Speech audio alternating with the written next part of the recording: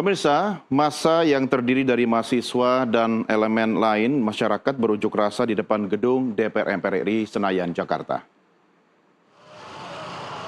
Unjuk rasa bertujuan mengingatkan DPR tentang 17 tuntutan rakyat yang batas waktu realisasinya hari ini. Menurut informasi, sore atau malam nanti pimpinan DPR dijadwalkan menggelar konferensi pers terkait tindak lanjut 17 tuntutan rakyat. Namun hingga saat berita ini kami turunkan, agenda itu belum terlaksana.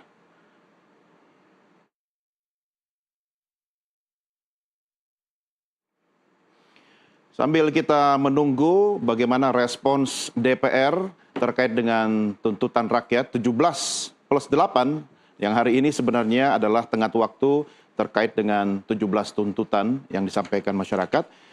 Sebelum kami memulai dialog juga, beberapa saat lalu kami berusaha menghubungi jurnalis kami yang ada di depan gedung DPR MPR.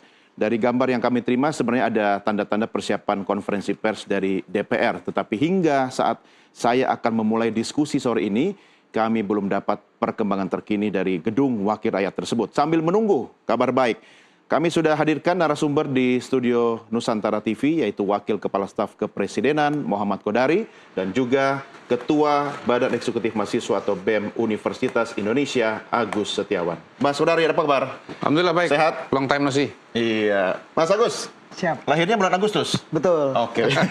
Karena kalau bulan lain pasti namanya Bambang ya. Untuk namanya nggak 17+8. Iya. Tapi karena 8-nya ada jadi Agustus ya. Iya, Oke. Agustus, iya. Saya ke Mas Kodari dulu. Ya. Bagaimana merespons Anda mewakili pemerintah karena DPR yang ditunggu-tunggu oleh Mas Agus dan teman-temannya itu masih bungkam. Betul. Ya pertama tentu saya tidak bisa mewakili semua ya, karena kan di situ ada tuntutan juga untuk DPR kan. Bahkan lebih jauh lagi ada tuntutan yang sebetulnya wilayahnya partai politik. Betul. Ya misalnya seperti pecat anggota DPR, itu kan wilayahnya dari ketua partai politik, bukan dari DPR. Kita pernah punya pengalaman beberapa waktu yang lalu misalnya ada partainya minta diberhentikan gitu. Ternyata nggak berhenti-berhenti juga. Jadi ini dinamikanya tuh nggak semudah membalikkan tangan. Tetapi pada dasarnya dari berbagai permintaan yang ada, kalau kita bicara DPR, saya kira sebagian itu bahkan belum disusun jadi 17+8 ya, jadi satu paket ini ya, Gus ya. Itu sebetulnya sudah dilaksanakan oleh DPR, misalnya untuk membatalkan tunjangan, kemudian menonaktifkan anggota-anggota DPR yang dianggap menjadi sumber masalah, kemudian juga bahkan misalnya kayak pimpinan DPR Pak Dasko menulis surat kepada sekretariat untuk gajinya juga diberhentikan atau di-stop gitu. Jadi sebetulnya sudah dilaksanakan. Nah yang kedua, beberapa tuntutan misalnya kayak TNI tarik begitu. Kan TNI kembali ke barak. TNI kan hadir sebagai bentuk bantuan atau dukungan kepada polisi. Betul. Karena apa? Karena kemarin ada eskalasi dari, bukan eskalasi sebetulnya, ada kegiatan demonstrasi yang kemudian sorenya atau malamnya pada waktu yang berbeda datang perusuh begitu. Nah untuk menghadapi perusuh ini perlu kekuatan yang lain yaitu TNI, dan itu semua ada undang-undangnya, ada aturannya. Aksi unjuk rasa kan diizinkan, tapi tidak boleh lewat dari 18.00 kan? Ada undang-undangnya di mana memang TNI itu bisa membantu Polri. Jadi saya kira sebagian itu sudah dilaksanakan, sebagian itu memang ada konteks hukumnya atau ada konteks aturannya. Tapi kalau tuntutan kepada pemerintah yang harus Anda jawab apa? Ya kalau kita lihat di sini misalnya DPR ya kepada Presiden ya, TNI ditarik dari pengamanan sipil, barusan saya jelaskan. Kemudian soal pemerintah membedakan demonstrasi damai yang dilindungi konstitusi. Saya kira memang itu ya yang dilakukan. Kalau kita bicara kepada teman-teman polisi, teman-teman polisi itu kan mengatakan kami ini tugasnya adalah untuk mengawal agar demonstrasi berjalan dengan sebaik-baiknya. Masalahnya kan di lapangan itu yang turun itu bukan cuman pengunjuk rasa, tetapi pengunjuk juga rasa ada dikawal, dilindungi, perusuh yang ditindak tegas, gitu maksudnya kan? Betul, ditindak tegas. Dan memang yang menjadi tantangan itu adalah di lapangan. Ini kita tidak bicara mengenai pelanggaran yang jelas-jelas seperti misalnya peristiwa yang terjadi pada kasus Afan Kurniawan. Yang terjadi dalam kasus Afan Kurniawan kan langsung ditindak oleh kepolisian, langsung diproses secara bertahap. Mulai dari misalnya etik dulu, beberapa sudah diberikan sanksi, misalnya driver rantis itu dibikin demosi 7 tahun, komandan batalionnya diberhentikan. Tapi polisi juga mengatakan tidak tertutup ada kemungkinan unsur pidana di situ, gitu loh. Di mana kalau nanti ada unsur pidana ya akan dilakukan proses-proses yang ingin bersifat Anda pidana. sampaikan bahwa Ya. tuntutan itu setahap demi setahap perlahan tentu ada waktu Betul, ya betul, untuk meresponsnya semua, tidak bisa instan begitu. Betul, tentu saja. Ya Oke. ini kan Agus ini kan dari UI ya. Iya. Nah, karena saya alumni UI juga, saya Ah, begitu mendengar ada upaya-upaya ini. begitu saya mendengar ada 2 BEM UI, saya Iya. cek kiri kanan gitu. Oke. Bagaimana ceritanya? Ternyata ini satu agak melenceng dikit ya, Oke, tapi oke. penting untuk melihat Iya, bagaimana coba sebuah proses diklarifikasi. itu tidak hitam putih atau tidak bisa seperti membalikan tangan.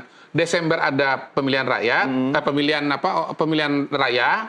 Jadi ketua BEM itu di UI itu dipilih oleh mahasiswa ya, betul ya, Agus ya, dipilih oleh mahasiswa, Oke. diselenggarakan, pesertanya 3 paslon, menanglah Agus ini, gitu. Oke. Kemudian disoal udah oleh 2 paslon yang lain. Oke. Udah kayak pilkada ini. Oh. Lalu ada mahkamah, Iya. mahkamah mahasiswa, tapi mahkamah mahasiswanya juga panelnya panitia seleksinya bermasalah. Akhirnya dibatalkan. Nah, sebelumnya ada masalah yang lain, di mana ketua BEM yang sebelumnya itu ada kasus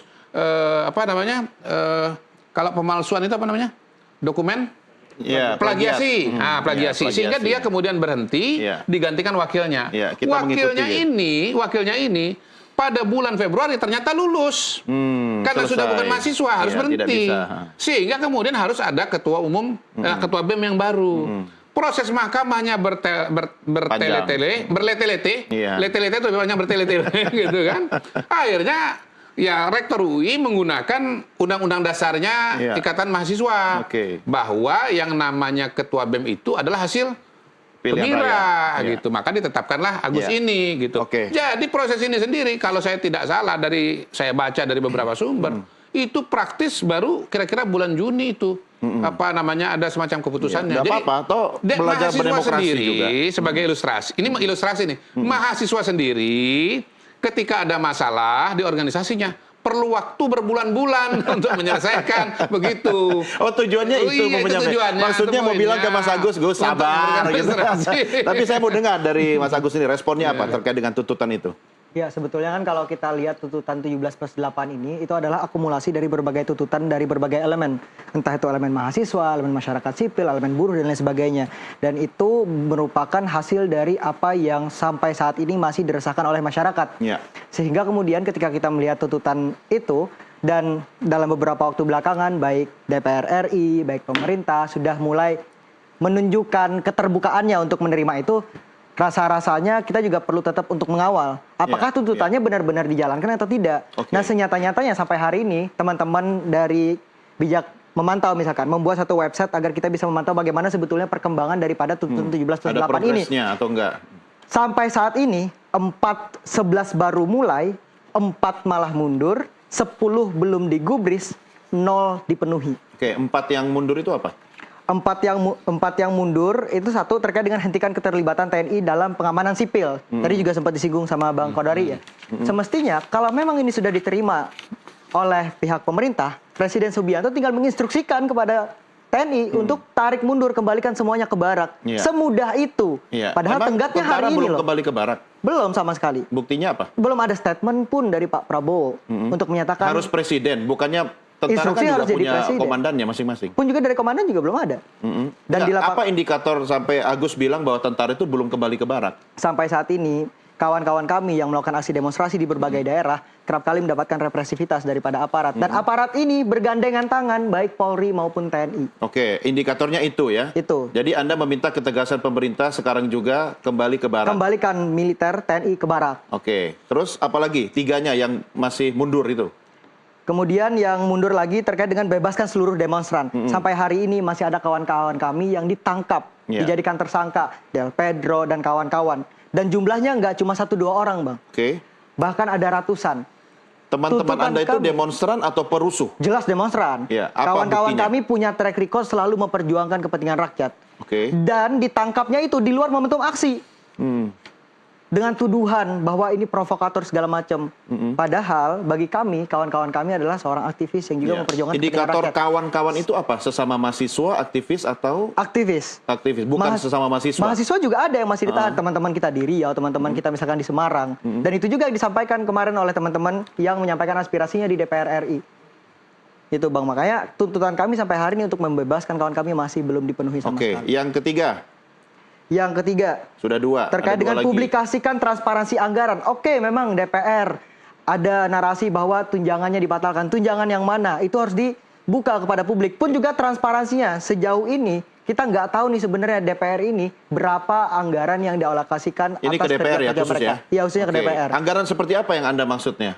Kemarin misalkan terkait dengan tunjangan sempat mau dinaikkan. Dan tunjangan itu kan sudah rumah. dibatalkan. Tunjangan Oke, rumah, sudah. tunjangan kunjungan kerjanya juga, dan juga alokasi anggaran-anggaran lainnya di DPR. Karena sampai saat ini kita juga belum banyak dapat transparansi Iya. terkait dengan itu. Anggaran DPR itu bukan dokumen atau rahasia negara ya?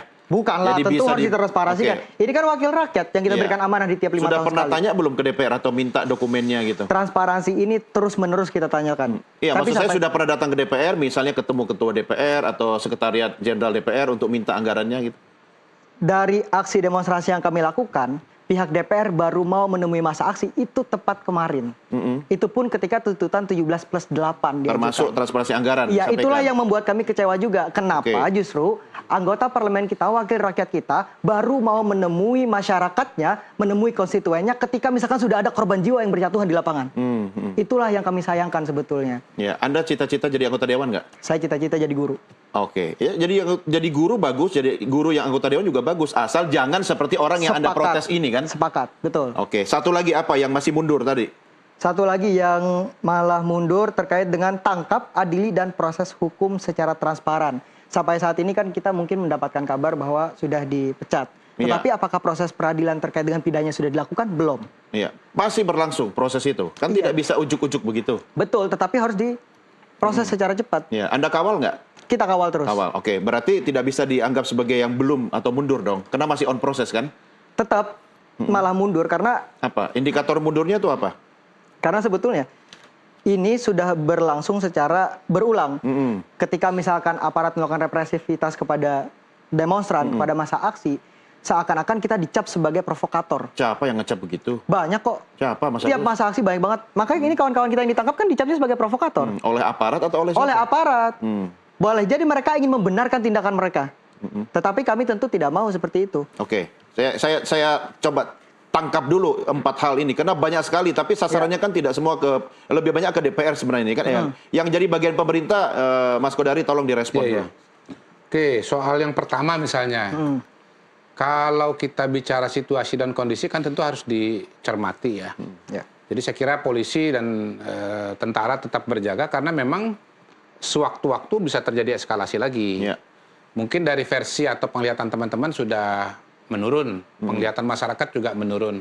Tetapi menurun itu kan bukan berarti tidak akan naik lagi nanti. Gitu. Jadi saya kira harus dikasih waktu. Ya. Gitu. Yang kedua soal publikasi publikasi dan transparansi anggaran. Mungkin ini juga perlu proses administrasi. Ya. Perlu bicara Atau mungkin dengan Mas antar Agus fraksi. nitip ke pemerintah untuk Iya. memberikan pressure juga kepada Iya, DPR. iya, nanti mungkin Iya. kita lihat ini ya, nanti sebentar lagi konferensi pers Iya. dari Ketua DPR. Yang jelas Bu Puan pun sudah mengatakan bahwa akan ada transformasi dari DPR berdasarkan pengalaman yang sudah ada. Tapi menurut saya kalau dibilang mundur sih enggak. Mundur itu kan kalau kemarin dibatalin anggarannya, Ini maju tiba-tiba terus. dinaikin lagi gitu. Iya. Oh, kalau gitu kita aktifkan lagi anggaran rumah. Nah, itu baru mundur gitu. Sama juga dengan tangkap adili yang kemarin melakukan tindakan-tindakan katakanlah misalnya terlibat dalam pelindasan Afan almarhum ya. Iya.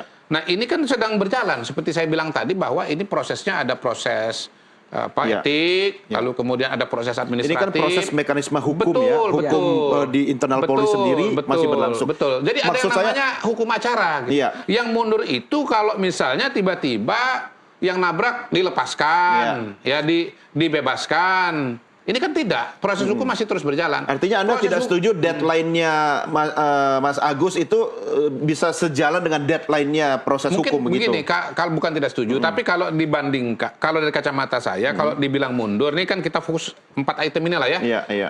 Kalau mundur itu prosesnya nggak maju, tapi ke belakang. Iya. Tapi ini kan prosesnya sudah maju, mungkin kecepatannya belum Tidak seperti sesuai harapan. teman-teman. Tetapi Oke. harap dipahami bahwa proses hukum itu nggak bisa sehari 2 hari. Iya. Kalau De Agus ini pernah ngalamin proses hukum ya, mau kalau saya belum pernah. Ya Kalau jangan pidana. dong, jangan. Enggak, saya belum pernah. Kalau pidana, maka saya bilang ini, kalau pidana belum pernah. Iya, jangan, Tapi jangan. kalau urusan perdata saya pernah. Iya, iya, iya. Urusan sengketa tanah misalnya. Oh, iya. Itu 5 tahun. Iya, iya. Sampai ke Mahkamah Agung. Tapi untuk pengadilan negeri pun, pengadilan tingkat pertama pun Iya. bisa setahun 2 Iya. tahun. Ya, saya tahu. Ini, Sebentar, Gus. ini prosesnya nggak mungkin iya, 1 tapi minggu. mungkin dengan tekanan Dan publik, balik lagi pemerintah tadi, saya bantu, bilang, ya kan, bisa teman-teman dipercepat. sendiri mengalami sengketa hasil pemilu di Iya. kampusnya Iya. sendiri. Silakan. Itu bisa 6 bulan dan sampai sekarang masih pending juga Bang. nih. Ada BEM ungu, BEM kuning. Iya. gitu. Iya, abang nggak perlu tarik lagi ke kontestasi politik mahasiswa karena saya Enggak, ini rasa kan sekarang contoh situasinya kan sedang bahwa genting, bahwa situasi bangsa prosesnya sekarang itu- sedang genting, abang. Jadi kita kesampingkan dulu ego sektoral Enggak, itu. itu tetap penting juga. Kita relevan pun untuk sebetulnya di teman-teman mahasiswa perhatikan itu bahwa- ingin mengesampingkan semua ego Gini, sektoral itu teman-teman agar ya, kita bisa teman-teman fokus mahasiswa terhadap di tuntutan-tuntutan kampus masyarakat. yang tidak sebesar negara bisa terjadi perbedaan pendapat yang tidak mudah untuk dipertemukan. Iya. Apalagi kita bicara negara, institusi yang sangat besar. Ya, berapa sekarang mahasiswa di UI? Mungkin 20.000, 25.000. Ini kita bicara penduduk 280 juta. Tentu Ya. akan lebih kompleks. Baik. Gitu, Kalau saya rasa Agus. sih tetap abang karena kondisi situasi negara saat ini sedang genting dan rasa-rasanya nggak elok juga untuk kita justru berusaha memicu kembali konflik horizontal antar sesama Saya mahasiswa. sih Makanya enggak, saya kami ini baca berita ingin, bahwa ada betul. 2 BEM. Ada, abang baca berita. Itu contoh aja, Saya contoh. baca Oke. Iya, cerita. baik abang. Saya Maksud putuskan saya kita adalah nggak usah bahas itu. kita Lanjutkan. bisa kesampingkan itu dulu untuk bisa fokus pada tuntutan-tuntutan yang sampai hari ini nyatanya belum ada Di Agus saja perkembangannya. ke DPR aja di soal kok lihat temannya sendiri kan begitu. Iya, Jadi abang. kita Begini, memang mencari pertemuan titik Kalau pertemuan itu nggak kalau mudah. abang nanya, ini masih dalam proses gitu kan. Iya. Sekarang tuntutan ini itu kenapa baru diterimanya justru menjelang deadline? Padahal ini sudah keluar dari lama loh bang, dari seminggu yang lalu bahkan. 17+8 udah lama. Artinya apa? Makanya saya Ada katakan, harus ada ketidakresponsifan tekanan itu pemerintah sudah diselesaikan dan juga dari DPR awal. untuk menyambut aspirasi yang ada di masyarakat. Itu juga perlu dievaluasi Yang bang. Anda inginkan Iya, itu iya. responsif, ya. Responsif. Gini kalau Minimal. bicara 17 Makanya tadi kenapa saya bilang saya kecewa. Kenapa DPR dan pemerintah baru mulai membuka dengan berbagai aspirasi di masyarakat ketika sudah ada korban jiwa. Itu yang patut dibenahi. Makanya prosesnya lama karena memang sedari awal tuntutan kami baru diterima pun kemarin oleh DPR RI. Ya, ya, sudah diterima kan? Sudah Tapi diterima. untuk menindaklanjutinya perlu waktu. waktu begitu. Makanya kita pengen ngelihat sebenarnya DPR dan pemerintah itu betul-betul punya itikat baik untuk memenuhi tuntutan Iya. kita atau Iya. tidak. Mungkin Karena kalau kita berkaca pada RUU Pilkada bisa kok dikejar dalam waktu 1 malam. Iya, karena ada political willingness-nya di ya, situ. karena itu menyangkut nasib mereka sendiri. Boleh jadi kan? begitu. Nah itu juga yang perlu kita kritisi. Ya, indikator bahwa itu ada progres itu perlu juga dibantu Iya. DPR. Misalnya dari teman-teman mahasiswa bahwa ada pergerakan, ada progres itu indikatornya apa saja. Karena kan Iya. sidang-sidang terkait dengan kasus yang nomor 4 tadi yang sampaikan itu terbuka bagi masyarakat. Semua boleh ikut. Bahkan ada Kompolnas juga ada di situ, dari Iya, Komnas iya, betul. HAM juga ada di situ. Nah, Betul. tapi dari aspek mahasiswa atau Mas Agus dan teman-teman sendiri, mungkin agar indikator itu menjadi sesuatu yang konkret, jadi DPR juga tahu, oh ini ada progresnya kalau ciri-cirinya A, B, C, D. Mungkin bisa lakukan seperti itu. Iya, iya. Terkait dengan yang saya sampaikan tadi itu bukan dari mahasiswa, itu dari Bijak Memantau. Jadi Iya. mereka, teman-teman kita inilah yang membuat satu website untuk mengukur sebenarnya Iya. progres dari tuntutan-tuntutan kita itu seperti apa. Itu Bahkan abang per bisa hari langsung atau per apa itu? update terus. Terus. Tiap ada update langsung responsif. Bahkan ini sebetulnya upaya kami untuk membantu DPR dan juga pemerintah Ya, agar bisa terus diulang tadi memantau. lamannya Namanya Bijak Memantau. bijakmemantau.com. Ya. Dot apa?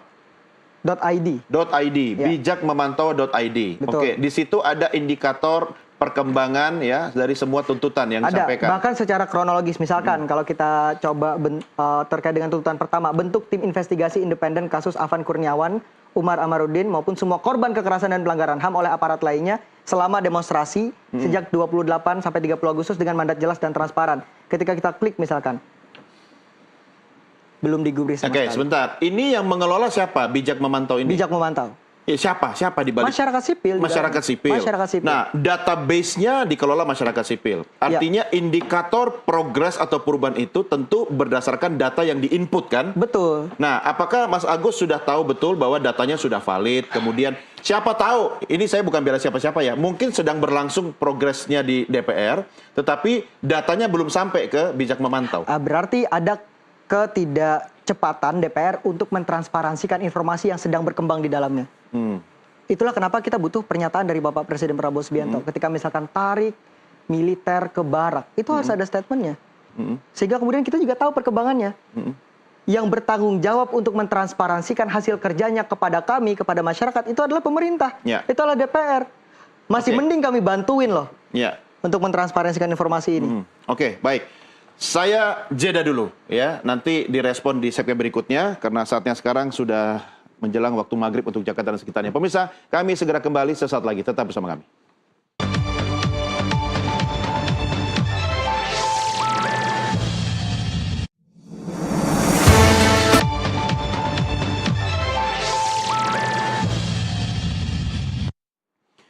Terima kasih masih bersama kami. Kita lanjutkan diskusi kita dalam NTV Prime Dialogue. Saya masih berbincang dengan Wakil Kepala Staf Kepresidenan Muhammad Kodari dan juga Ketua Badan Eksekutif Mahasiswa Universitas Indonesia Agus Setiawan. Bang Kodari, merespons tadi suara, kan Vox Populi, Vox Day, ini mahasiswa, masyarakat juga suara rakyat kan. Pemerintah mungkin komunikasi publiknya yang perlu dipercantik kali gitu kan. Ya. Sampai detik ini juga, ini biar berimbang ya, Mas Agus ya, bahwa semua anggota dewan yang kami undang untuk hadir dan duduk di sini, itu alasannya cooling down dulu. Nah, mudah-mudahan kita asumsikan mereka sedang merumuskan respon seperti yang Anda tuntut tadi. Tapi dari pemerintah, versi Anda gimana, Bang Kodari? Ya memang kalau kita bicara fenomena beberapa hari ini, saya termasuk yang menilai ya bahwa memang ada permasalahan kesenjangan, ada permasalahan ekonomi, dan ada permasalahan komunikasi. Gitu. Dan ini bercampur menjadi satu. Setuju. Tapi saya mau mengatakan juga, kalau bicara soal kesenjangan, orang nomor satu yang paling peduli dengan isu kesenjangan itu namanya Prabowo Subianto. Pak Prabowo itu menulis dalam buku-buku beliau yang dipublikasikan bahkan sebelum beliau jadi presiden, bagaimana proporsi kekayaan 10% masyarakat 10% masyarakat Indonesia itu bisa sampai 60-70% dari total kekayaan bruto nasional begitu. Dan beliau mau memperbaiki itu. Dan saya lihat yang dikerjakan oleh Pak Prabowo pada hari ini betul-betul mayoritas itu untuk rakyat, langsung kepada rakyat. Mulai dari makan bergizi gratis, langsung dimakan oleh anak-anak. Cek kesehatan gratis, langsung diterima manfaatnya oleh setiap warga negara seluruh Indonesia. Kemudian sekolah rakyat, itu betul-betul, Agus, itu diberikan untuk anak-anak yang berasal dari keluarga itu desil 10 atau 10% paling bawah, yang memang kehidupan ekonominya paling susah. Dan dengan sekolah rakyat, maka mereka punya peluang untuk bisa dapat pendidikan yang berkualitas, gizi yang berkualitas, ya. Kemudian perumahan, ya, ini Pak Ara nih, Menteri PKP, berusaha meningkatkan program fasilitas likuiditas pembangunan perumahan untuk perumahan subsidi maksudnya, untuk masyarakat menengah ke bawah. Dari 200.000 menjadi 350.000. Kemudian berusaha juga untuk melakukan renovasi rumah. Saya beberapa hari yang lalu ikut dengan Pak Ara, ya, datang ke rumah-rumah di Johor Bahru. Ya, wilayah-wilayah yang padat begitu ya. Oh, Johor Bahru yang Jakarta. rumahnya sempit. Ya, Johor Bahru. Johor Bahru Malaysia. Johor, bukan Johor. Kan nggak boleh kunjungan Iya, Johor.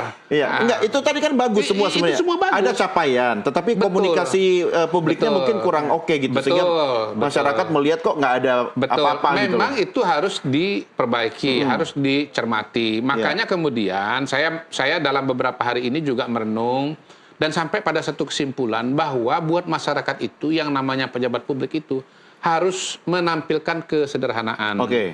Sebagai teladan ya. Sebagai standar mungkin yang diharapkan oleh masyarakat. Karena masyarakat melihat atau merasa bahwa pejabat publik itu dibiayai oleh uang negara, oleh uang pajak. Kalau dia borjuis, dia jor-joran, masyarakat ya susah terima. Nggak sesuai kita. Walaupun misalnya latar belakang sebelumnya adalah swasta atau misalnya pengusaha. Saya ini latar belakangnya swasta. Sebelum masuk dalam pemerintahan berubah tapi semua. Tapi begitu masuk dalam pemerintahan harus berubah. Istilah saya itu begini. Otomatis ganti kijang ya. Gitu. Coba lihat jamnya apa nih? 3 miliar. Seiko. 3 miliar ini. Hah? Berapa harganya? Ini. Mungkin ini 3 juta kali ini. Atau 5 juta ini. Kalau Seiko. Jadi gini, penampilan itu harus wajar lah. Saya, jam saya yang lama, saya nggak pakai lagi. Lebih mahal yang lama. Mobil saya yang biasanya saya pakai, saya tinggalkan. Kenapa? Saya membaca, oh rupanya aspirasi masyarakat atau pemikiran masyarakat seperti ini. Itu yang tidak direspon oleh DPR. Bukan tidak direspon, mudah-mudahan ya, nanti direspon juga. Karena begini, ada yang namanya reformasi struktural, ada juga yang sifatnya komunikasi atau gestur tadi itu yang ditata. Komunikasi itu bukan hanya ucapan-ucapan, berhenti mengucapkan kata-kata yang istilahnya menyakiti rakyat, berhenti bicara yang dianggap arogan. Gestur itu penting. Hati-hati untuk ngomong yang bisa disalahpahami, misalnya begitu. Tetapi ada hal-hal juga yang tidak perlu diucapkan tapi dilihat langsung oleh masyarakat. Nah, itu yang dilihat masyarakat, apalagi sekarang semua orang pegang kamera. Semua orang pegang kamera. Everybody is jurnalis kan, begitu kan. Jadi kalau misalnya pakai yang mewah-mewah, mobil mewah, jam mewah, pasti dikulik-kulik. Nah, pasti dipotret. Sebentar, mudah-mudahan gitu, sudah ada respon dari DPR. Saya coba ajak Anda semua dan pemirsa, kita hubungi dulu jurnalis kita Emir Hamzah yang sejak tadi sudah standby di kawasan gedung DPR RI Senayan Jakarta. Emir posisi di mana ya sekarang ya? Pas di depan gedung MPR ya. Emir, selamat sore. Emir, bisa monitor dari studio? Oke, ini saya sudah bisa melihat gambar Emir. Emir, ada delay, silakan dengan perkembangan terkini langsung dari kawasan gedung DPR MPR Senayan Jakarta. Ya, Doni dan pemirsa Nusantara TV, situasi terkini di depan gedung DPR MPR Senayan Jakarta memang dapat kami informasikan jika tadi siang memang sejumlah mahasiswa dari BEM Unpad serta ITB ini hadir secara langsung di depan gedung DPR MPR, di mana memang pada hari ini merupakan deadline atau tenggat waktu dari tuntutan rakyat 17+8.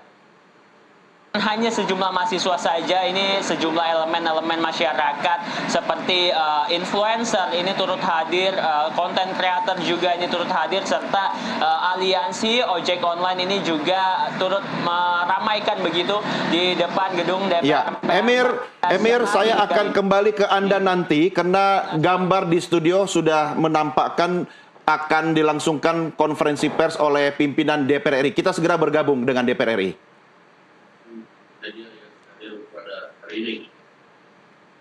Pada hari ini kami akan menyampaikan hasil keputusan rapat konsultasi pimpinan DPR dengan pimpinan fraksi-fraksi DPR RI yang dilaksanakan kemarin pada hari Kamis tanggal 4 September 2020. Yang poin pertama, 1. DPR RI menyepakati menghentikan pemberian tunjangan perumahan anggota DPR RI terhitung sejak tanggal 31 Agustus 2025. Yang kedua, DPR RI melakukan moratorium kunjungan kerja ke luar negeri DPR RI terhitung sejak tanggal 1 September 2025 kecuali menghadiri undangan kenegaraan. 3. DPR RI akan memangkas tunjangan dan fasilitas anggota DPR setelah evaluasi meliputi biaya langganan, A. daya listrik, dan B. jasa telepon, kemudian biaya komunikasi intensif, dan biaya tunjangan transportasi. 4. Anggota DPR RI yang telah dinonaktifkan oleh partai politiknya tidak dibayarkan hak keuangannya. 5. Pimpinan DPR menindaklanjuti penonaktifan beberapa anggota DPR RI yang telah dilakukan oleh partai politik melalui Mahkamah Partai Politik masing-masing dengan meminta Mahkamah Kehormatan DPR RI untuk berkoordinasi dengan Mahkamah Partai Politik masing-masing yang telah memulai pemeriksaan terhadap anggota DPR RI dimaksud. 6. DPR RI akan memperkuat transparansi dan partisipasi publik yang bermakna dalam proses legislasi dan kebijakan lainnya. Ditandatangani oleh pimpinan DPR RI, Ibu Puan Maharani, saya Supri Dasko Ahmad, Pak Saan Mustafa, dan Pak Cucun Ahmad Samsurijal. Itu yang pertama. Adapun sebagai bentuk transparansi apa yang kemudian sudah dilakukan evaluasi dengan total yang akan diterima oleh anggota DPR berupa komponen-komponen, tunjangan, serta hal-hal lain, ini kami akan lampirkan dan nanti akan dibagikan kepada awak media. Khusus untuk bagi anggota yang telah diproses nonaktif oleh Mahkamah Partai masing-masing, tadi sudah disampaikan bahwa pimpinan DPR telah juga menulis surat kepada pimpinan Mahkamah Kehormatan Dewan untuk berkoordinasi dengan Mahkamah Partai masing-masing anggota untuk ditindaklanjuti sesuai dengan ketentuan. Demikian kami sampaikan dan kami ucapkan terima kasih.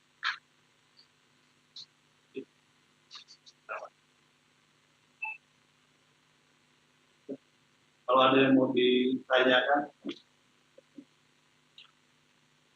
satu dari ini ada mikrofon katanya di ada.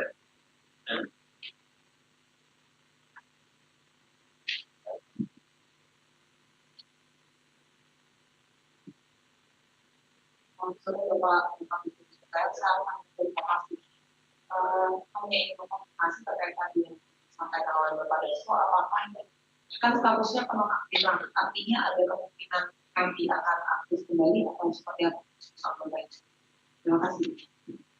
Baik, bahwa pada saat kemarin tindakan preventif yang dilakukan adalah penonaktifan sambil kemudian diproses di Mahkamah Partai, karena penonaktifan itu kan belum dengan proses. Nah, ini sudah diproses. Nah, kemudian kita minta Mahkamah Kehormatan Dewan juga berkoordinasi dengan Mahkamah Partai masing-masing lakukan proses ini sesuai dengan ketentuan yang ada. Demikian. Ada yang lain? Nah,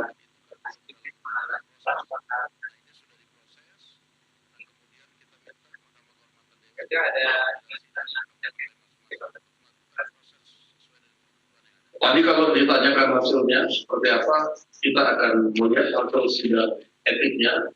Nanti biar Mahkamah Kehormatan Dewan dan Mahkamah Partai itu berkoordinasi, mekanismenya sudah diatur sesuai dengan aturan. Ya.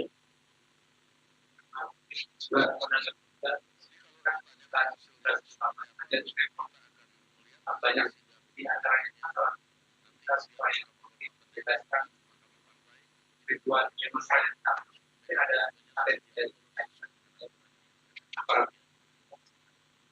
Pada saat ini kami fokus menjawab apa yang kemudian disampaikan kepada DPR RI, walaupun nanti kami akan berkoordinasi dengan institusi lain yang berkaitan dengan tersebut. Demikian.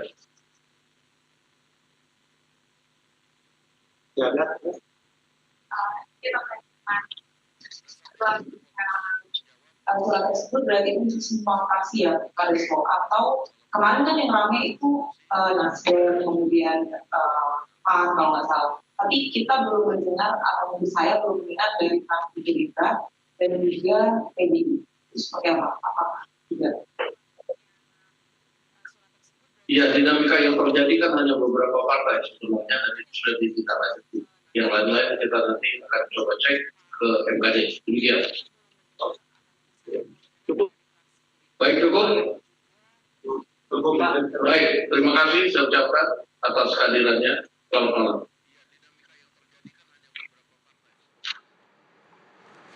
Ya pemirsa, itu tadi keterangan pers yang disampaikan oleh pimpinan DPR, dalam hal ini Wakil Ketua DPR RI Sufi Dasko Ahmad, didampingi oleh unsur pimpinan DPR lainnya. Dari keterangan pers yang singkat tadi, DPR menyampaikan sekaligus sebagai respons atas tuntutan masyarakat.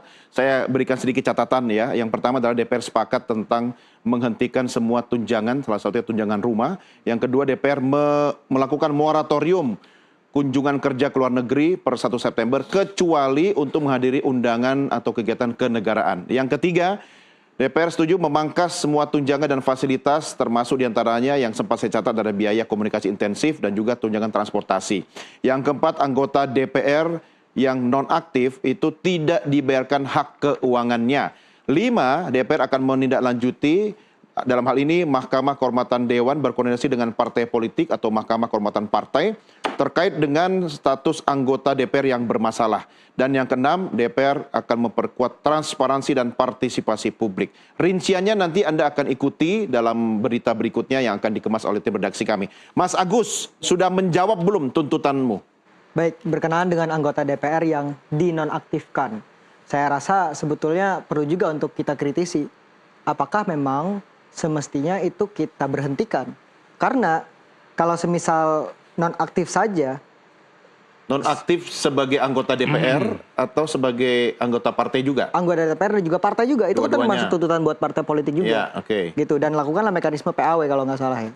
Itu. Terus yang kedua terkait dengan janji lagi, DPR RI berjanji akan memperkuat transparansi.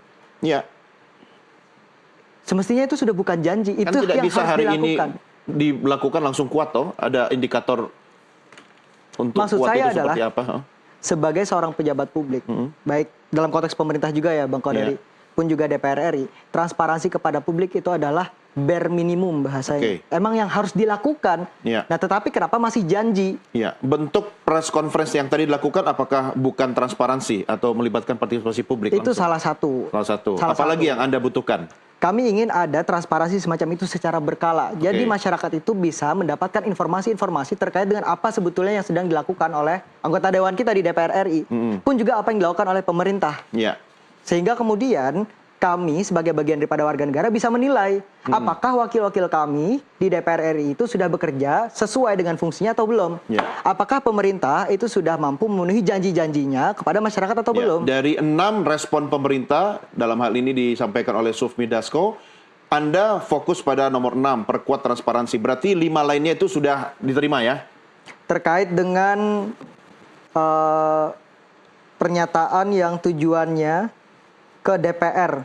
Itu kan sejauh ini harapannya sebetulnya DPR mampu menjalankan fungsi pengawasannya juga ke pemerintah. Jadi kami juga berharap sebetulnya dari DPR mampu menjalankan fungsi pengawasannya kepada pemerintah sehingga tuntutan kami Ya. yang juga ditujukan kepada pemerintah itu Bisa mampu juga didorong oleh Oke. DPR. Jadi DPR mengawasi jalannya pemerintahan, DPR Ya. mengawasi pemerintah, sementara DPR diawasi oleh Anda ya? Ya, semua kita awasi. Iya dong, masyarakat Sebagai ya, termasuk Anda. Betul. Oke. Jangan sampai hanya karena Bapak Dasko satu partai dengan Bapak Presiden Prabowo, fungsi check and balances antara DPR dan juga pemerintah Ya. itu tidak berjalan. Oke, kalau itu saya setuju. Tapi kan perlu waktu untuk membuktikan bahwa DPR itu bekerja atau tidak. Termasuk soal transparansi tadi berlangsung atau tidak kan? Ya. Tidak hanya bisa diukur dari hari ini Anda bilang oke sudah transparan. Tapi kan kasih waktu misalnya. Menurut Agus dan teman-teman perlu berapa waktu pemerintah dalam hal ini DPR khususnya dikasih waktu agar indikator transparansi itu betul-betul mereka jalankan? Ya, dimulai dari hari ini lakukan dan biasakan seperti Oke. ini. Berapa lama kira-kira kemudian progresnya Selamanya terukur? harus ada transparansi seperti Iya, maksud ini. saya setiap minggu harus ada apa atau setiap bulan harus ada apa gitu? Silahkan setiap hari, setiap minggu, setiap bulan. Yang penting jangan sampai nantinya ketika amarah publik sudah banyak, baru nanti upaya untuk nge-cool down-nya dengan melakukan konvers misalkan. Kita nggak mau yang seperti itu. Kita maunya transparansi yang benar-benar dilakukan dengan tujuan untuk menginformasikan apa saja yang sudah dikerjakan oleh baik DPR RI maupun pemerintah. Oke, jadi Dan itu harus jadi bare minimum. Iya, iya. Karena itu bentuk pertanggungjawaban mereka juga kepada kita sebagai masyarakat. Begitu. ya, artinya ketika transparansi itu dilakukan, tidak ada kemandekan komunikasi, Sepakat. masyarakat tidak akan marah begitu Betul. ya. Oke, Bang Kodari. Belum tentu masyarakat boleh jadi marah kalau ternyata kinerjanya nggak benar. Iya, tapi marahnya kan tidak seperti rusuh gitu kan. Kalau ada komunikasi tentu marah boleh gitu kan, ekspresi ya, menunjukkan ekspresi. Cuma jangan merusak gitu kan. Ya, Setuju boleh. kan? Tidak boleh merusak kan. Tetapi, karena yang rugi juga hampir 1 triliun loh anggaran Ya, perbaikan itu semua. sepakat. Itu uang saya juga ada di Iya, dalamnya sepakat, itu. sepakat. Itu uang abang, uang Bang Kodari juga mungkin. Tetapi yang harus kita lihat juga adalah bahwa kerusuhan itu terjadi itu adalah bentuk amarah rakyat. Iya. Dan pemicunya siapa? Itu adalah akumulasi dari berbagai ketidakresponsifan DPR dan Iya. juga pemerintah. Itu saya setuju. Tetapi respon kita juga terhadap hal-hal yang tidak sesuai dengan keinginan kita juga harus kita tata, begitu ya? Iya, Setuju iya, kan? Oke, iya, jadi saling. Ini kan seperti cinta. Betul. Ya, Kalau jadikan- cinta tepuk sebelah tangan kan itu namanya di PHP gitu kan? Betul. Ya setidaknya jadikanlah ini pembelajaran. Itu pedih sekali loh. Jadikan ini momen untuk berbenah diri, Oke. berefleksi. Saya baik di tangkap DPR maupun maksudnya Mas pemerintah. Agus. Bagaimana responnya, Bang Kodari? Ya kita apresiasi ya apa yang dilakukan oleh Pak Dasko dan kawan-kawan. Artinya teman-teman DPR itu tidak menutup telinga dan tidak Ya. menutup mata. Ini gimmick nggak sih? Atau memang tulus dilakukan? Atau sekedar untuk meredam saja tuntutan masyarakat? Saya kira kalau kita lihat apa yang dilakukan ini konsisten ya dari beberapa hari yang lalu dan betul-betul dilaksanakan dan kita bisa melihat progres yang nyata. Ya kalau di pemerintah sendiri selalu ditekankan oleh Bapak Presiden untuk bisa menyampaikan capaian-capaian program yang sudah dilakukan. Itu dalam setiap rapat kabinet, khususnya rapat paripurna, ditekankan oleh Presiden. Dan kami juga di KSP mendorong agar progres pembangunan itu disampaikan secara rutin.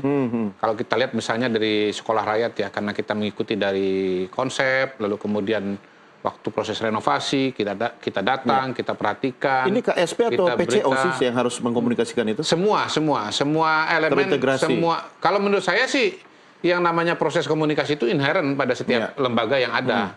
Mungkin PCO punya peran yang lebih ya karena sesuai dengan tupoksinya, tetapi pada dasarnya setiap KL itu punya kewajiban untuk mengkomunikasikan apa yang dilakukan. Kalau Anda lihat di ruang sebelah, di rumah sebelah, di Senayan, apa yang membuat akhirnya kemudian masyarakat merasa tidak didengarkan, kemudian amarah itu membuncah seperti yang kita saksikan beberapa waktu lalu? Mungkin triggernya adalah soal komunikasi atau gestur. Anggota dewan ya? Gestur yang... personal ya, bukan institusi begitu? Mungkin sebagai individu, yang menonjolkan individu ya, tetapi tidak bisa dilepaskan juga dari kelembagaan. Karena itulah kemudian tadi saya mengatakan mungkin perlu semacam perubahan yang bersifat institusional juga. Artinya ada suatu suasana kebatinan yang memang mengalami transformasi. Misalnya kita bayangkan ya, misalnya kalau ada instruksi untuk pakai mobil dinas Innova misalnya. Maka semua akan ikuti itu. Ini jangan bilang Innova terus-terus, nanti dikira endorse Innova ini. Saya minta maaf ya, karena nggak ada cara lain untuk memberikan penjelasan kepada masyarakat kecuali menyebut merek ini. Mobil yang banyak digunakan oleh masyarakat. Mobil yang banyak digunakan oleh masyarakat. Angkot nanti. Jadi mobil yang banyak digunakan masyarakat itu dipakai. Arloji yang dikenakan oleh kalangan menengah. Kan begitu kan? Kayak gini misalnya. Silakan kalau mau disorot. Lebih mahal jam gue loh. Disorot. Jam presenter MTV lebih mahal daripada jamnya wakil kepala staf kepresidenan. Tapi kepala punya sendiri yang lain.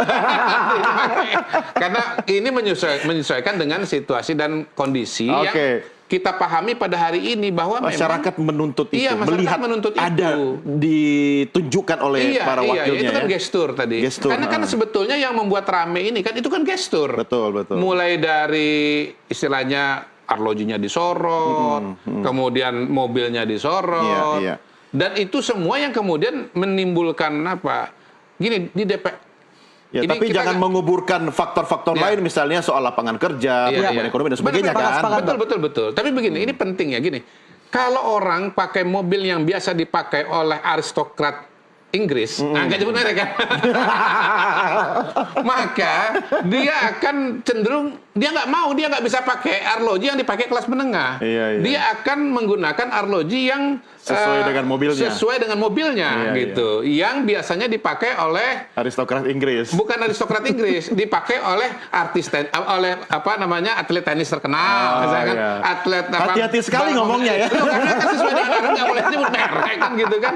Tetapi kalau Anda naik mobil yang biasa digunakan oleh masyarakat Indonesia, maka Anda tuh nggak merasa punya dorongan harus menggunakan arloji yang dipakai oleh alat terkenal tadi, cukup yang biasa digunakan oleh kelas Bang Kodari. menengah. Mungkin minimal begini, Mas Agus ya. Masyarakat ingin melihat wakilnya atau eksekutif yang menjalankan pemerintahan itu sama seperti saya.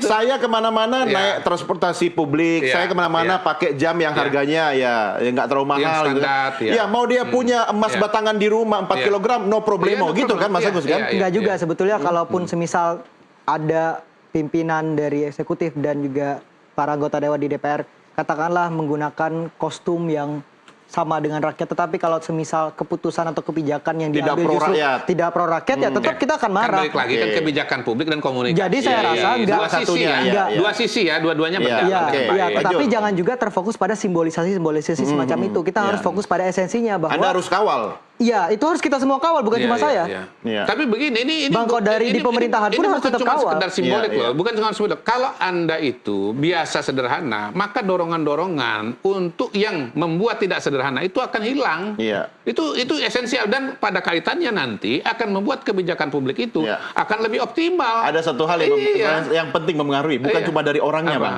istrinya. Ya, ini secara keseluruhan. Makanya saya bilang secara kelembagaan, kalau suaminya sudah sederhana, istrinya juga harus ikut sederhana. Iya. Jadi betul. sebenarnya ada yang bilang saya itu tidak takut sama istri saya, cuma istri saya lebih berani ke saya. Gitu. Nah itu yang kayak begitu jangan jadi pejabat publik gitu kan. Iya, iya. Oke, Mas Agus, ada 6 hal yang menjadi respon dari DPR. Menurut Anda yang paling penting dikawal selain soal bagaimana transparansi itu bisa terus dilakukan dan berjalan, apalagi? Yang harus terus kita kawal kepada para DPR tadi ya, selain transparansi, rasa-rasanya juga penting untuk tetap mengawal tuntutan-tuntutan lainnya terkait Oke. dengan anggota legislatif yang sampai hari ini kan masih statusnya nonaktif. Iya. Tapi yang kita inginkan bukan cuma sekedar nonaktif, Dipecat. diberhentikan, dipecat. Mm-mm.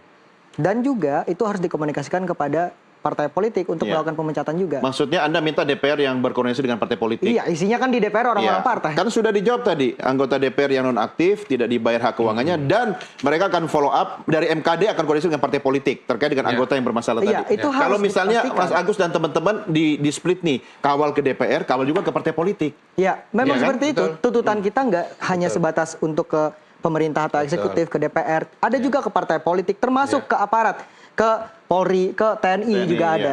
Iya. Dan tadi ya statement atau konferensi persnya masih dari DPR RI. Kami masih menunggu Oke. sebetulnya konferensi pers dari Mau menunggu respon pihak-pihak dari yang mana? lain. TNI, Dari Presiden. Polri, oke, Presiden. TNI, Polri. Oke, Dan Anda juga mau boleh jadi dengar partai Presiden politik. bilang apa? Mumpung ada wakil kepala stafnya di sini. Yang paling penting sekarang adalah tarik mundur militer TNI kembali ke baraknya. Kemudian bebaskan para demonstran, kawan-kawan kami yang sampai hari ini masih ditahan. Oke. Dan harus pastikan juga tuntutan-tuntutan yang belum terpenuhi hari ini, mungkin karena Bang Kodari tadi bilang ada proses yang Iya. dilakukan. Pastikan prosesnya sampai kapan. Jangan sampai nantinya ketika kita tanya masih proses. Kita tanya lagi masih proses, sama kayak mau bikin KTP. Iya. Prosesnya panjang, tetapi Tapi justru KTP-mu asli kan? asli, alhamdulillah. Iya. Tahu nggak, Gus? Nah, itu yang harus dipastikan. Ya, Jadi ilustrasi harus nih, jelas, Gus. Ilustrasi nih, Gus harus ya. jelas. Ilustrasi nih ya. Ini agak belok sedikit. Proses menikah itu lebih cepat dibanding proses perceraian. Benar. Nah, artinya ketika melakukan sesuatu, kemudian membuat sebuah perubahan, ya kan? Tidak mudah. Iya, tidak mudah. Saya bukan belain dia kan. iya. Enggak. Tapi enggak gini, biar fair, tentukan indikator. Ya kan, misalnya, Bang Kodari tolong kawal dong, bantu kami. Ya, dalam 1 minggu ada perubahan, yaitu bentuknya minimal ada A atau B. Iya. Kemudian dalam 1 bulan, nah itu mungkin bisa membantu Iya. Iya. pemerintah atau DPR sebagai alat ukur gitu kan. Jadi Anda bisa tagih, sudah 1 bulan loh, masa belum ada begini gitu. Iya, makanya tadi Gimana? kita pengen mendengarkan pernyataan dulu dari pihak yang kita tuntut. Yang tadi Tadi statementnya kita nuntut 17 dari DPR, tuntutan itu oke. kan harusnya hari ini tenggat waktunya. Oke. Kalau misal Bang Kodari tadi bilang bahwa itu masih proses sehingga membutuhkan lebih banyak waktu lagi agar bisa terjadi perubahan-perubahan yang kita inginkan, Iya. ya sampaikan butuh waktunya berapa lama. Ya, Anda butuh statement langsung dari presiden atau Dari lembaga presiden. kepresidenan. Kan Anda tutup DPR, tapi tadi kan Kalau memang Bapak Presiden peduli dengan aspirasi masyarakatnya, sampaikan secara ya, langsung. oke, sebelum presiden statement dari staf kepresidenan mau menyampaikan dulu apa yang menjadi pertanyaan dari Agus dan Ya, teman-teman. pertama saya meyakinkan teman-teman semua bahwa Pak Prabowo itu sangat serius dalam mengatasi masalah Ya. kesenjangan.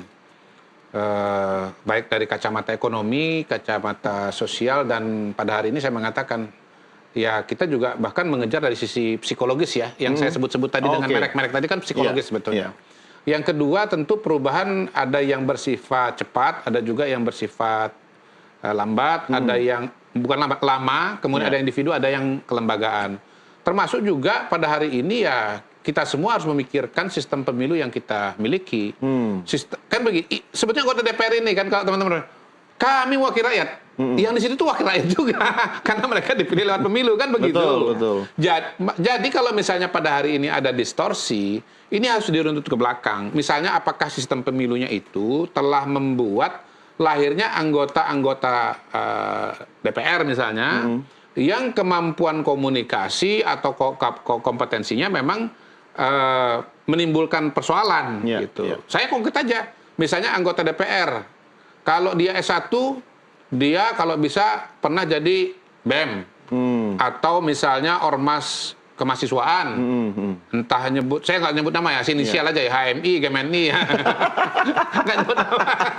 Agak susah, Mentang-mentang dia dulu agak susah. HMI kan dulu kan? Iya, atau misalnya tidak pernah ikut organisasi kemahasiswaan tapi S2. Oke. Ya harapannya tentu kompetensinya lebih baik ya. Sehingga kemudian pro kontra atau potensi-potensi masalah yang ada itu akan berkurang. Kemudian mereka ini ya supaya tidak jor-joran, bagaimana caranya agar biaya politiknya menjadi lebih minimal, misalnya begitu. Sehingga mereka tidak punya punya semacam desakan atau tekanan untuk harus sangat populer, lalu kemudian populer dengan cara flexing misalnya, Iya, kan begitu iya, kan. iya. Dia flexing kan mungkin psikologis, tapi bisa juga cara dia untuk membangun popularitas supaya Iya, pemilu iya. berikutnya nanti akan dipilih. Iya. Nah, semua ini harus dipikirkan. Jadi bukan hanya apa yang kelihatan di depan mata pada hari ini, Oke. tapi juga dari sumber-sumber yang lebih mendalam. Nanti Agus akan respon juga. Tapi sebelum ke Agus, Bang Kodari, Ya. apa yang bisa Anda sampaikan kepada teman-teman mahasiswa, Ya. khususnya Agus Setiawan, junior Anda Ya, juga, ya, satu ya. alma mater, Ya, ya. dalam hal sama-sama mengawasi jalannya pemerintahan ini, baik Ya. di eksekutif ataupun legislatif. Silakan. Iya, iya. Ya sama aja. Saya soalnya KSP itu tugas tupoksinya monitoring dan evaluasi program-program pemerintah. Jadi kita selalu mengawal agar program-program yang berjalan itu secepatnya berjalan dengan baik dan berjalan dengan optimal. Iya, iya. Nah, isu-isu kesenjangan lapangan kerja itu untuk sebagian memang perlu waktu dan perlu proses. Ingat pemerintahan Pak Prabowo ini baru 10 bulan ya. Kemudian kalau kita bicara efek kepada ekonomi, memang program-program yang besar-besar ini harus bisa berjalan secepatnya dan diterima manfaatnya segera Bantu dong oleh mahasiswa masyarakat. agar DPR khususnya misalnya atau institusi lain seperti TNI, Polri bisa berbenah. Sebetulnya kita di internal pemerintahan juga ada monitoring, ada evaluasi begitu untuk program-program yang sedang berjalan. Kalau misalnya nggak berjalan sesuai dengan rencana misalnya, kita perasaannya sama dengan mahasiswa gemes gitu loh. Wah, ini bagaimana? Tolong dipercepat. Oh, kita khawatir kalau nggak berjalan. Iya, Jadi iya. sebetulnya antara teman-teman mahasiswa gitu ya dengan kita yang di dalam pemerintahan, perasaan kita tuh nggak beda-beda amat Iya, gitu. iya. Kita ini bukan dua jenis makhluk dan spesies yang berbeda. Iya, iya. Kita sama-sama bangsa Indonesia. Hanya teman-teman ini adalah pada hari ini mahasiswa, kami ada di pemerintahan. Saya adalah Agus 25 tahun yang lalu. Iya. Ya, dan memang teman-teman yang sekarang ada di pemerintahan notabene sebetulnya 20-25 tahun yang lalu ya posisinya seperti Agus ini. Betul. Anggota atau ketua BEM, anggota atau ketua di organisasi kemahasiswaan. Iya. Jadi sebetulnya perasaan kita sama, teman-teman mengingatkan, makanya saya bilang terima kasih sudah dirangkum Iya. 17+8 ini, tapi kita juga sebetulnya di dalam berusaha untuk melakukan perbaikan-perbaikan. Oke, Gitu. silahkan sampaikan kalau masih ada yang kurang. Kebetulan nanti setelah ini juga bertukar-tukarlah nomor telepon sehingga tidak ada kemampatan komunikasi. Betul, betul. Silakan, Mas Agus. Ya, kalau dari saya, kita hendaknya perlu belajar dari momen ini ya. Baik dari masyarakat, baik dari pemerintah, DPR RI, TNI, Polri, bahwa apa yang kita alami hari ini itu adalah bentuk akumulasi kekecewaan kita kepada orang-orang yang kita percayai pada saat momen pemilu. Yang senyata-nyatanya sampai hari ini justru seakan-akan meninggalkan kita. Dan itu pola yang terus berulang. Makanya kalau berbicara soal pemilu tadi ya, kita itu seakan-akan dibeli pada saat momen pemilu dengan janji-janji kampanye. Tetapi setelah sudah menjalankan roda pemerintahan, setelah duduk terpilih. di anggota dewan, justru bermain dengan bubble-nya sendiri dan melupakan kami sebagai bagian daripada masyarakat. Makanya kemudian tuntutan 17+8 dan juga tuntutan-tuntutan lainnya itu adalah bentuk akumulasi itu. Ditambah cara pemerintah, cara DPR RI, cara TNI, cara Polri dalam menyikapi aspirasi kami seakan-akan justru ingin dibikin atau ingin dibuat semacam penghalang. Makanya ada represivitas daripada para aparat. Dan jadikanlah di momen pembelajaran bahwa kalau saya selalu percaya bahwa yang namanya mendengar itu langkah pertama untuk peduli dan cara paling sederhana untuk mengerti.